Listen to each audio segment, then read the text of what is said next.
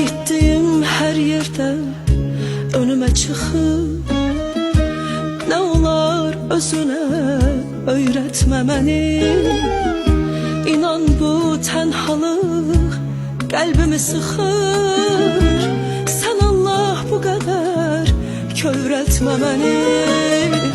İnan bu tenhalık kalbimi sıxır.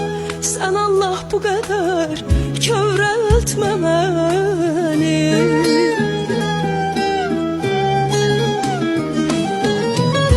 Ürəyim açılır hoş söz deyəndə, seni unutmağın mümkün olmaz.